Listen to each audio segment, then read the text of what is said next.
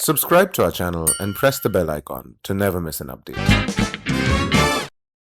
I think sectional mocks could work in addition to the normal mock, the full length mock, because they do help with if you're dealing with certain issues in a particular area. So if you're scoring less consistently in QA, then maybe going for a few sectional mocks and seeing where you're making the mistake when you're fresh, it could be helpful. So a mix of both, but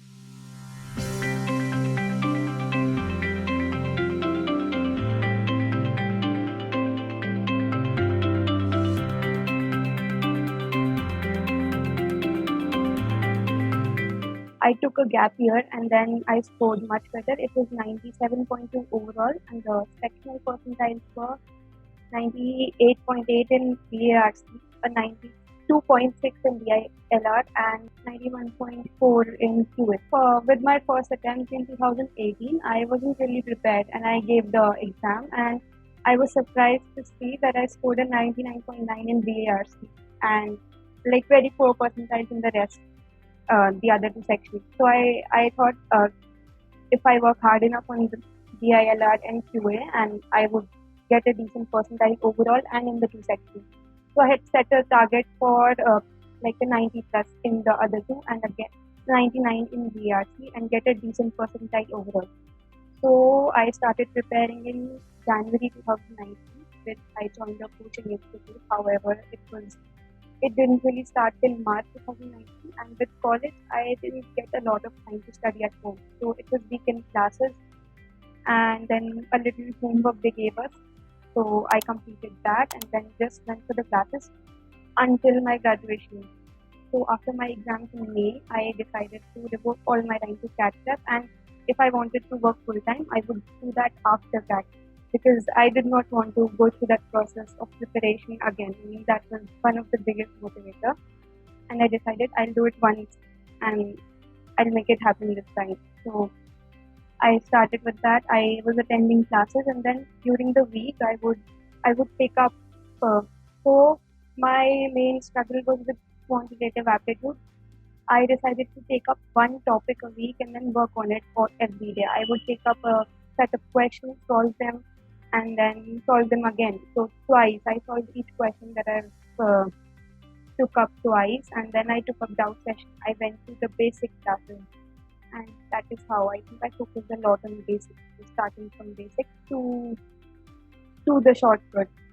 So I tried to focus on the basics and the longer methods and understanding how a sum is solved and what formulas to apply instead of just going directly to the shortcut. And then it was really really difficult at the beginning. I mean, a few classes I was like, I do not belong here, but then with time, and with my siblings' help, both of them are quite proficient in math, unlike me. So they both of them helped in my classes, and I think I managed both Q and DILR this way. And for VARC, my strategy was that I used to read newspaper every day.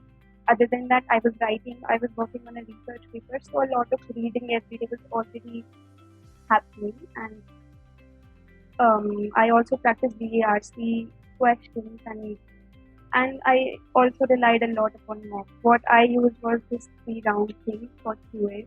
So in the first round, I would only attempt those questions that similar questions if I had done before, and I understood what was going to be applied in this, and I knew how I had to. So I knew what the method was to get to the answer. The first round, I only did those questions. I mean, those were the easy questions. Those were the ones you should immediately do when you read the question and not move on to the next. And so they take barely a minute or 2 minutes. And I think that's what I did for the first round. And for the second round, then I marked such few questions which I knew how to get to the answer, but I thought that would take more time than the first round questions.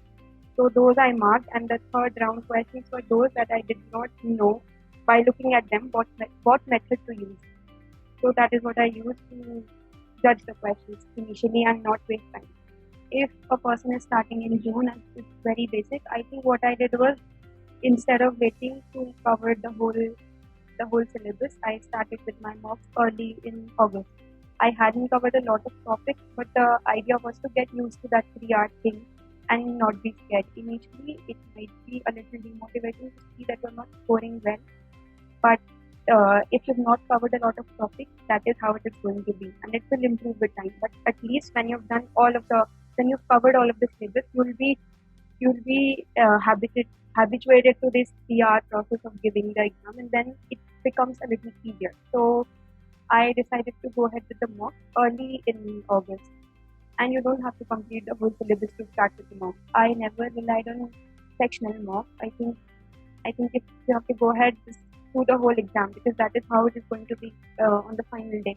You first do an hour of DART and then DILR and then QA. So you're probably exhausted by the time you reach the QA section. So I think the sectional test do not really help with kind of simulating those conditions on the last day.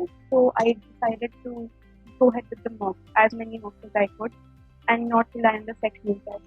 While analyzing them, I did it a bit in a manner that one section today, one section another day. But when giving exams, I decided just to go ahead with mock.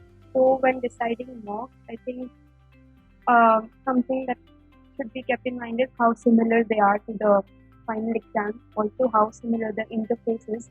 It could look quite similar to what the final CAT looks like, and I think there should be enough variation in the different mocks that they provide. So because then you get used to the surprises, any surprise elements that may come out. For difficulty in the sections, the number of questions type, I think there should be variation within every mock. So not following a similar pattern, and also going for a mock series from 2 or 3 sources is best, because then you will see how different variations can be, and I think that just helps with seeing how your score is compared to other students. So going for 2 or 3 series would be better than just going for one.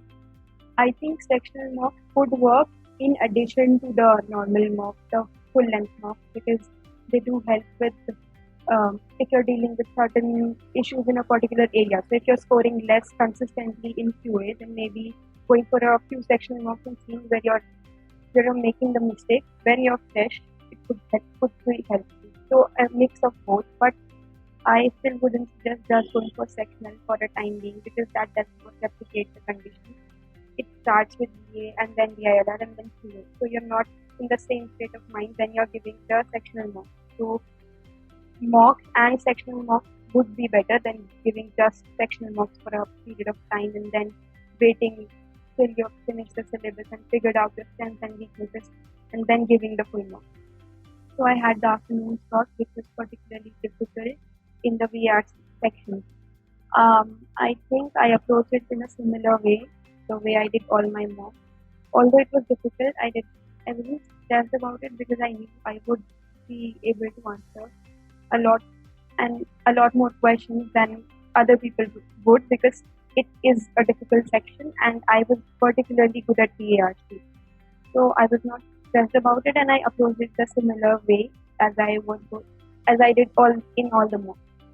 Just go with the VARC questions first, the ones that are easier to solve, take less time, go to them first, and then decide which one RC do you want to leave, and then do the rest of the RC. And if you find one that is particularly difficult, then you go up to that one RC that you left earlier, and finally to the more difficult VA questions. I think that is what I followed, and it worked. It did. And if you find a particularly difficult section, so you should be prepared to face these surprises. As I said, give as many mocks as you can, and if you face this enough times, it wouldn't be as stressful. And I got calls from IIM Ahmedabad, IIM Lucknow, Kozhikode, Indore, Shillong, all the new IIMs, IIM CAP, and then the baby IIMs. I also got XLRI, student, MICA. For A specifically, I interviewed with an alumnus as well as other mentors, and what they told me was focus specifically on your academy, because that is where a lot of questions will come from. So I rigorously went to my college staff, went back to my favorite subjects, chose 3 subjects which were my favorite, and Also, they said that they're going to ask you statistics, so go ahead with statistics, go all out with it. So I studied statistics back, all of it again, and then a few subjects that I chose that I really liked, I went to them. I studied them in depth again, and I and that is what was basically that what came into use at the Ahmedabad interview, because a lot of questions. I think 70% of my interview was around acad.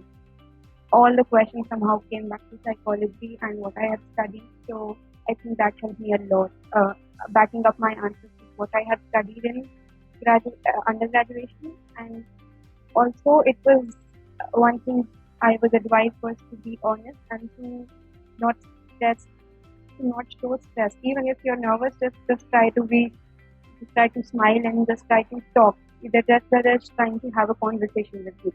I was quite happy, quite happy. I was not expecting to make it, and it was quite unbelievable for a long time. For a few days, I was trying to. I mean, it did not sink in for a week until we started interacting with the seniors and the groups were formed. Hi guys, Inside IIM has come up with an exciting new one-on-one mentorship product where you get to interact with superstar managers from different businesses, different functions. You can ask them everything around your career, your education, your future success. If you are interested, the link is in the description below. Thanks.